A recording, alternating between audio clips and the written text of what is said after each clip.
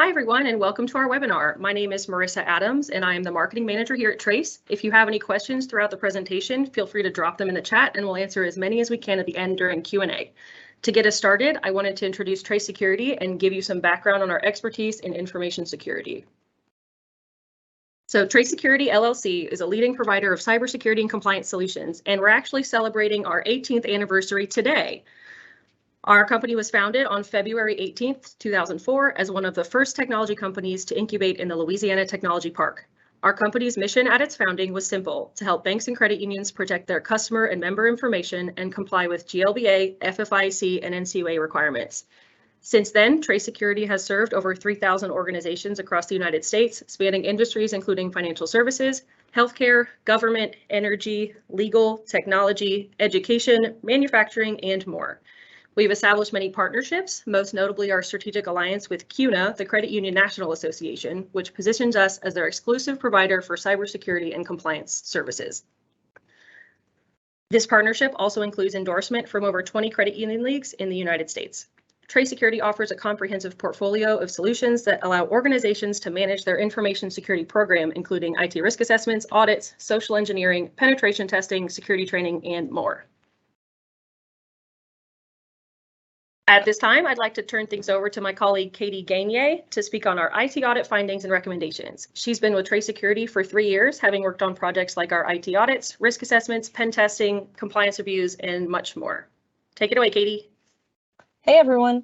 My name's Katie. Today, we'll be discussing the top audit controls that we find missing from information security programs through our audit service.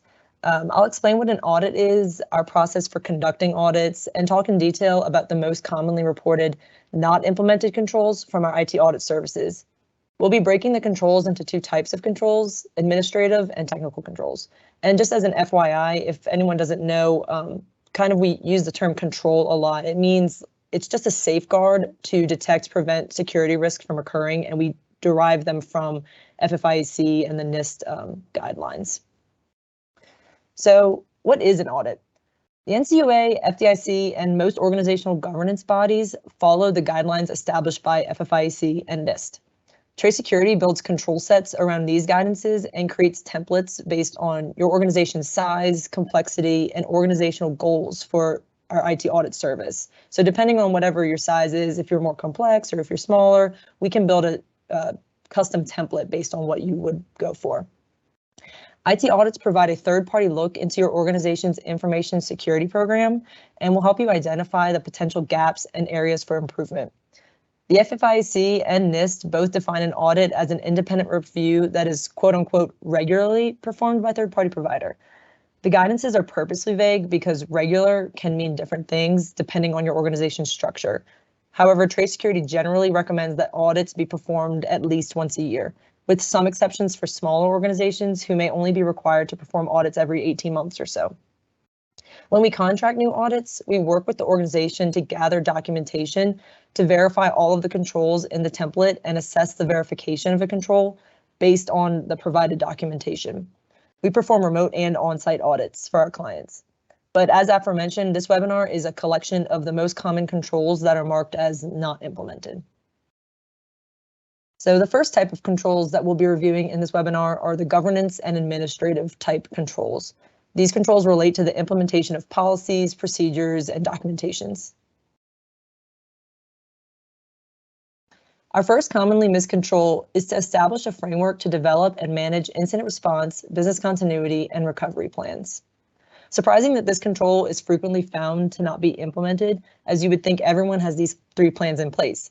However, the control is missed because most organizations simply don't know the difference between these 3 policies and often try to make them the same, which can be done correctly if you do it correctly.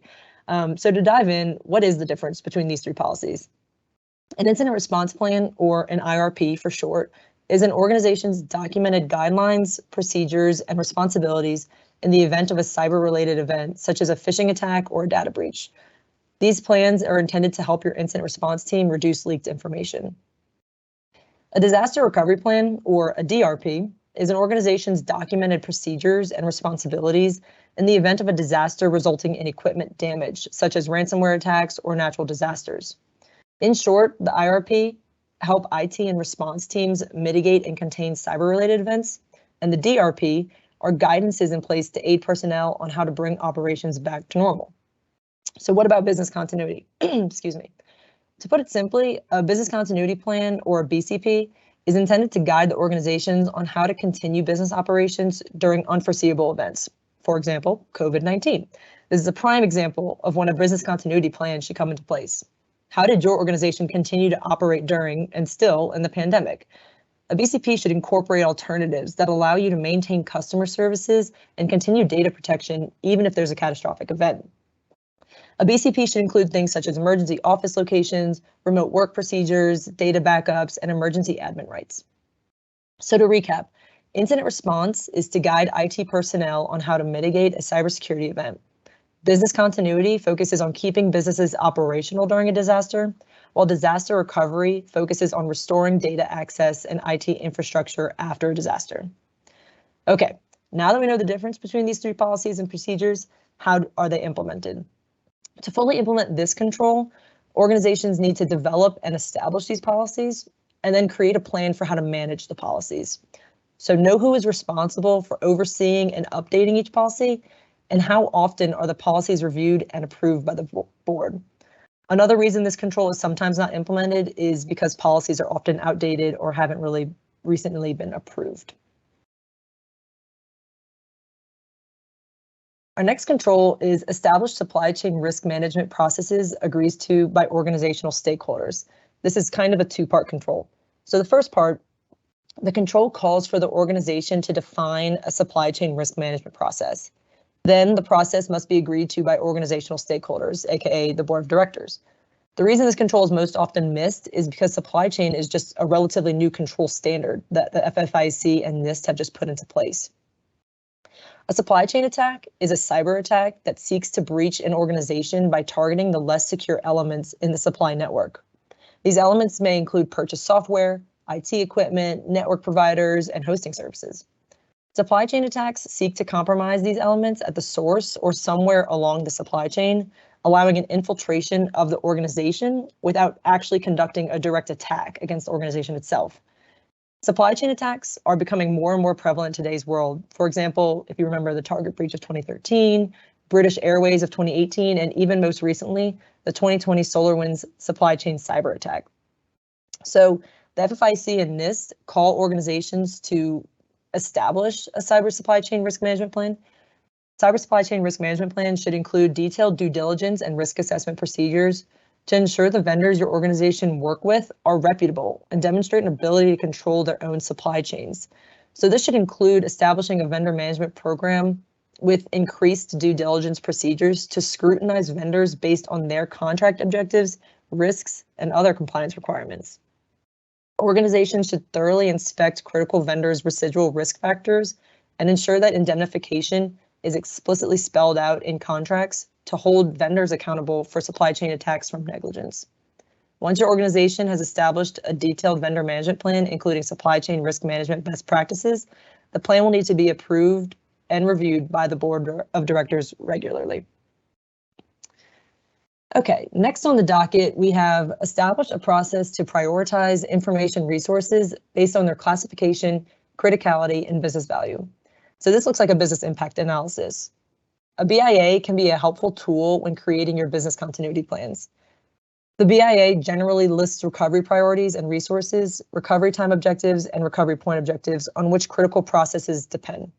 A documented priority list based on the classification, criticality, and business value can help the organization perform these recovery tasks quickly in order to minimize the impact of asset downtimes. This list can be useful in assessing the impact and risk threats to the organization, to the information systems. Okay, so to create a BIA, first establish all the critical resources at your organization. Critical resources are not just computer servers, but can also include, but are not limited to, your core processing software, your office building itself, critical staff, wire transfers, internet access, and even payroll. Next, you need to list a few basic things in each column. First, the required resource which personnel such as personnel, equipment, software, data files, and third-party relationships. Second, the impacts level if the resource were to fail. Third, the priority and criticality levels. Fourth, the recovery time objective, or RTO, which is the amount of time that can pass before the disruption begins to seriously impact normal operations. Fifth, the recovery point objective, or RPO, which is the amount of data that will be lost during network downtime. Sixth, the likelihood of an outage of the resource. And seventh, the person responsible for the resource. Feel free to expand that list depending on the amount of detail that your organization requires, but knowing and documenting your organization's critical resources, their classifications, and value to your business is a key step in business continuity planning. Next, we have established a program to regularly test response and recovery plans. Most organizations do perform regular recovery tests, such as disaster recovery tests, backup tests, etc. However, the control calls for regular response and recovery tests, not just recovery. So this control kind of goes back to the first one that we discussed, where most organizations don't have a formal or a true incident response plan in place. So to test the response plan, organizations should perform annual tabletop tests, which include kind of like a formal walkthrough of your current response plan, or you can test the response team members on the contents of the incident response plan to ensure that they have an in-depth knowledge on the plan's processes. Performing tests such as these can help the organization realize any weak points or gaps in the plan and will improve the overall response time.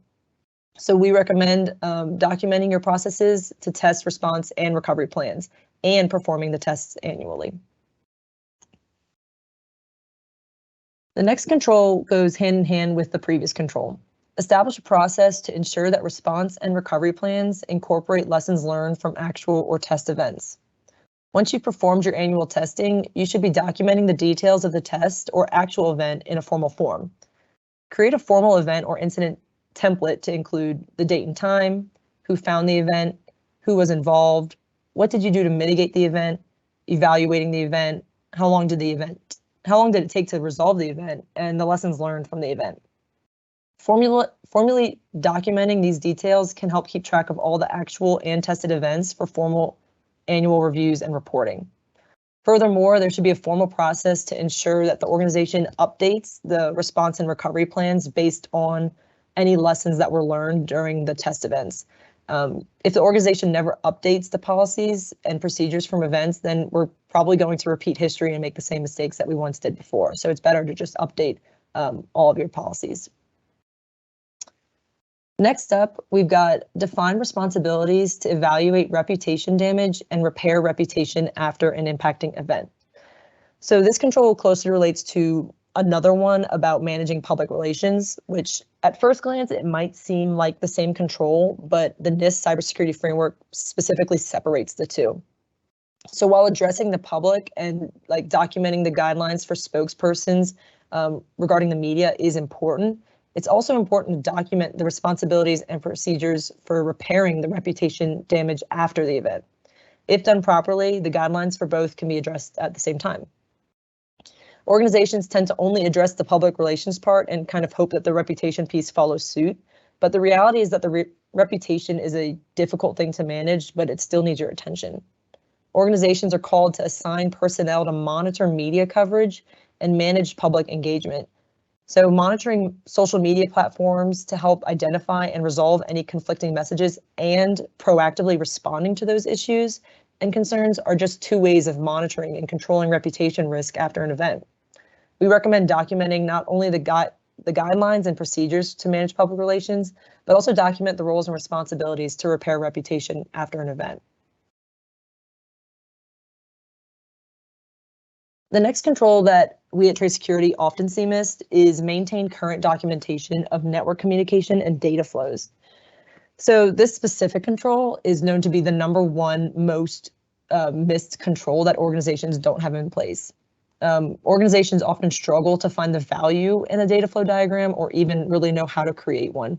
However, the FFIC Cybersecurity Assessment Tool, or the CSAT, lists it as a baseline requirement for all organizations to have. So what is it? First of all, it's not a network topology diagram. Network topology diagrams are a visualization of the equipment in your organization's environment and how they're connected. Although for smaller institutions, network topology diagrams and data flow diagrams can be combined. The FFIEC Architecture, Infrastructure, and Operations Handbook, which was just established in 2021, states, a data flow diagram is a graphical representation of the flow of data internally through the entity's networks, business units, products, and software, and to third parties. Data flow diagrams show how the entity's data flows between critical hardware on the network, not just where a piece of hardware resides.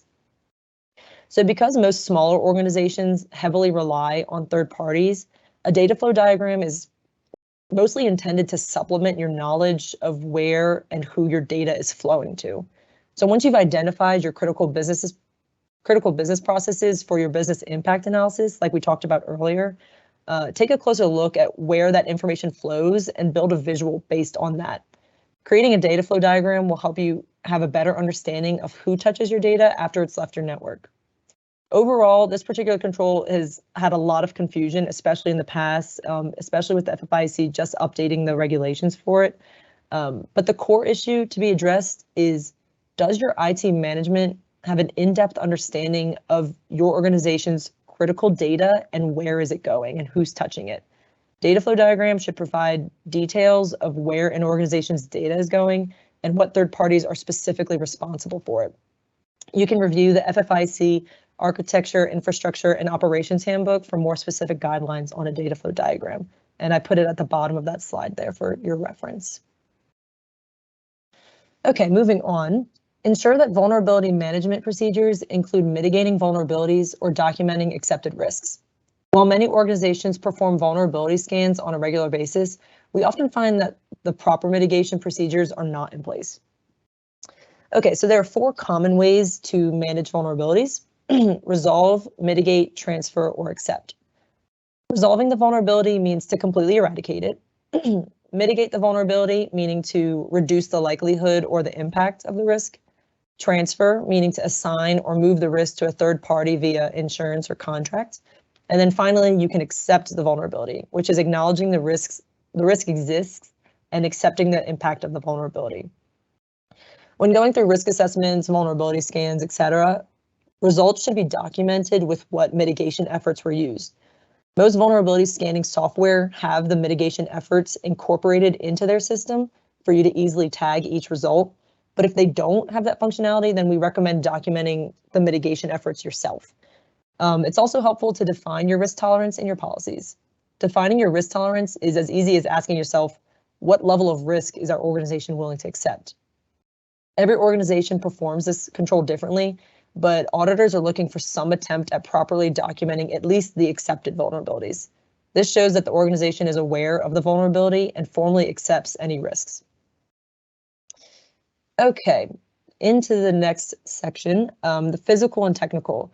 The second type of controls that we'll be reviewing are the physical and technical type. These controls relate to the implementation of technical solutions in your IT environment. The first technical control that we often see missed is establish a process to approve, track, and control remote access to networks, systems, and applications. With COVID-19, we saw a large increase in the amount of work from home users. Organizations without proper procedures in place were rushing to make work from home a possibility, and were kind of unable to implement appropriate work from home security measures. Remote work is possible and it can be performed, but there are a few security concerns that must be addressed first.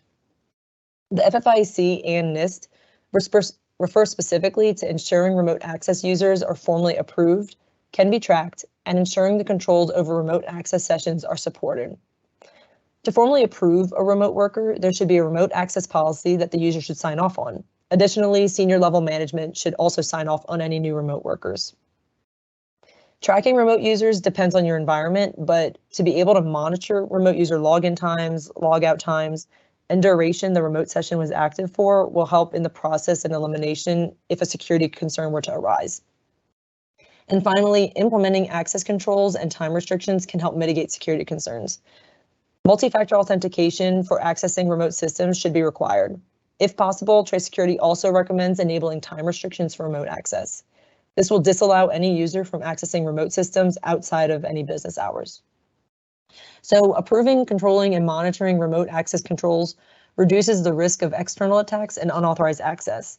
We at TraceSecurity recommend limiting and documenting the approval for your individual's granted authorization to remotely connect to the organization's network, and robust authentication such as strong credentials or multi-factor authentication should be used, and all access should be logged or monitored. The second technical control is implement security zones with network segmentation and access controls to protect network integrity. Most organizations we audit have what is referred to as a flat network, meaning there is no prevention mechanisms between servers, switches, routers, databases, and workstations. So without controls in place, flat networks present a single attack surface, allowing malicious actors the ability to move laterally within the environment. By segmenting a network and applying appropriate controls, you can break your organization's network into a multi-layer attack surface that prevents threat actors from reaching systems. Network segmentation with virtual local area networks, or VLANs for short, creates a collection of smaller, isolated networks within the network that require authenticated access to each segment. When properly configured, VLAN segmentation reduces the risk of eavesdropping, network mapping, man-in-the-middle attacks, and unauthorized access. Segregating critical systems into dedicated security zones may reduce exposure of these systems to attacks. Next, our third technical control is implement methods to monitor for unauthorized users, connections, devices, and software on the network. Rogue users, connections, devices, or software attempting to access the network could be an immediate indication of a network attack, such as eavesdropping or man-in-the-middle attacks. Monitoring for these unauthorized attempts and alerting security personnel could reduce the amount of time a malicious individual has on the network, thus reducing the risk of compromise. Without monitoring or alerting, unauthorized access could go undetected, resulting in a compromise of the network and sensitive information. TraceSecurity recommends implementing monitoring, alerting, and control capabilities for unauthorized users, connections, devices, or software on the network. This could include, but is not limited to, a rules-based NAC solution, a scanning tool or script to regularly report newly discovered devices, IDS, IPS solutions for monitoring connections, or any combination of these solutions. These monitoring solutions can be pricey, which is why the control is often found to not be implemented. But more often than not, we do see organizations with some sort of preventative controls in place, such as port security or advanced network permission controls. But these are not true monitoring solutions. Utilizing monitoring mechanisms in tandem with preventative controls can take your security to the next level. And finally, implement a means to aggregate and correlate event data from multiple sources and sensors. At your organization, you probably have logs from all different types of sensors and devices. Solutions called Security Information and Event Management, or SIEM for short, are available to help condense the information coming in. SIEMs aggregate data from multiple devices and sensors and provide a means to correlate related event activity from across the network. This can support a prompt and effective response by providing a more complete picture of the event. Automated SIEM solutions are helpful to provide a real-time alerts from both event logs and other detected security events. These alerts are analyzed to determine threats occurring from the organization's network. Implementing an automated SIEM or other automated event aggregation and analysis solution will increase the level of threat awareness and facilitate a more effective response. Similar to the previous control, effective SIEM solutions can be expensive or pricey and require a good bit of effort to configure.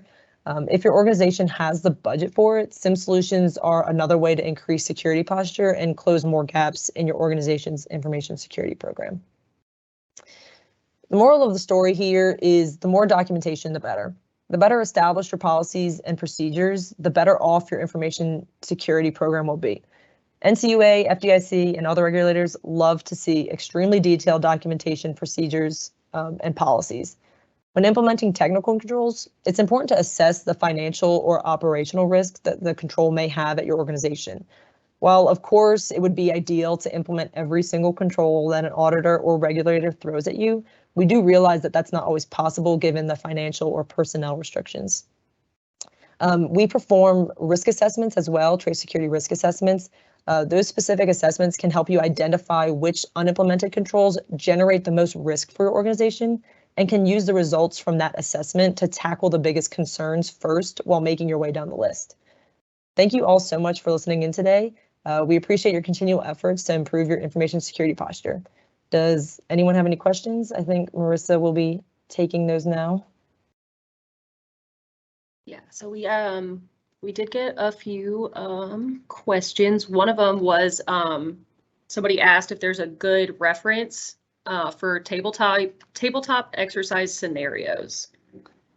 A good reference for those, honestly, I think you can probably just Google like common ones, but we at TraceSecurity actually perform tabletop exercise scenarios. It's one of our services that we provide. So if you work with our sales team, we can get that set up for you all at your organization. We'll do things like ransomware attacks, phishing attacks, natural disasters, anything like that to kind of engage the incident response team in order to get them to play along and kind of do that tabletop that you're talking about. Okay, I got one that's can you explain a little bit more about the difference between incident response and disaster recovery plans? I know you touched on that a little bit earlier. Yeah, so it's kind of tricky because disaster recovery can talk about cybersecurity events like ransomware attacks, but a really huge difference between the two is that incident response plans or incident response events don't always necessarily result in equipment downtimes. Sometimes if you have a phishing campaign or something like that, you might have leaked information, but that doesn't mean that your operations are down. Whereas a disaster recovery is specifically intended to bring back up operations. Incident response is for like cyber teams to kind of go in and make sure that they can contain the event or make sure it doesn't get any further. I hope that kind of explains a little bit more. All right, and I got one more for you. Somebody asked how they should inform us of documents that are not available in the audit. Like, can they create a text document and label it, or so I'm assuming that's asking about like our audits, I'm assuming. Right. So I'm kind of taking this, I think, in two ways. If they're not available in the audit, like if you don't have access to that documentation, we do sometimes we'll do interview calls, and if we can thoroughly talk with you and make sure that we can identify that the control actually is in place, then that's one way that we can do it, because sometimes people don't allow us to take or to use photos of their facilities, or if you have a third-party provider that isn't able to provide you with the documentation, we can have interviews with you and kind of get a better and more detailed idea of why the controls evidence isn't there. But we kind of want to do more things than just get a piece of paper with what it says on it. Usually our analysts will kind of go into more detail about those specific ones and contact you about why the evidence isn't there and can come to some sort of middle ground at least. Okay, I actually got another one while you were talking. Okay. This one says, have you seen pushback from regulators in scenarios where TraceSecurity is preparing risk assessments, performing tabletop exercises for clients, and doing the information security audit? So I think that means, like, is there any, because if we're doing all three of those things, is there any pushback by having us perform all three instead of getting those from multiple providers? I see. I personally have not had any pushback, and I don't think I've heard of anybody have pushback from that. As long as, mostly because it doesn't affect us personally, what like the results of your risk assessment or tabletop exercises are doing. If anything, I think that they encourage it, because having multiple vendors for different types of assessments might kind of spread you too far and wide a little bit. Whereas if one vendor does all three things, and they have like a better idea of how your organization operates. On the flip side, it's also good to get a second opinion. So I recommend like not only having like one third party do risk assessments, but also engage with another one and get different opinions. Because that's kind of the whole point, is to get this whole third party view of where your gaps are and what people say, different organizations, what they might say specifically about your organization. But To specifically answer that question, no, I don't think that we've had any pushback from regulators performing all three or a combination of any of those. Okay, I did want to say somebody, I went ahead and put it in the Q&A, but someone said that CISA.gov has a good handful of tabletop exercise resources that you can check out. Great, yep. And yeah, then I got one question for what determines whether you need a NIST-based audit or an FFIEC-based audit? So that's a good question too. Your regulators usually follow kind of one or the other. If I'm not mistaken, I'm pretty sure FDIC loves to lean towards FFIEC and NCUA loves to lean toward NIST. However, I have seen recently that more people have been moving towards the FFIEC type templates.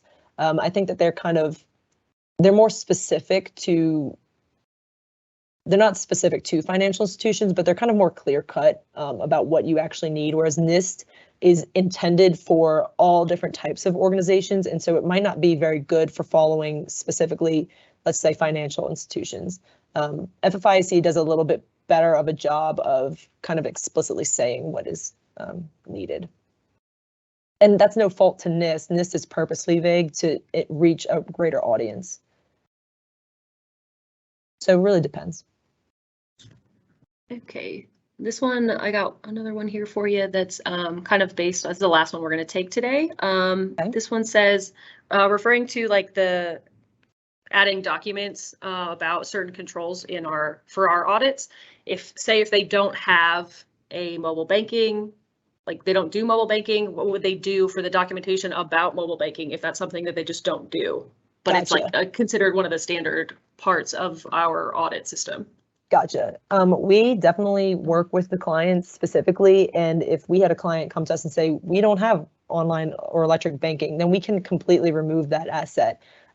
Or we can leave that asset in and just write in each control, like the organization does not have online mobile, therefore this control is not applicable.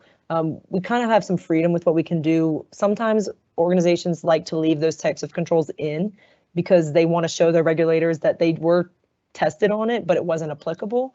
But also sometimes if you just don't have it, we have the freedom to take that asset group out and not even question it because it is not applicable. If that answers the question.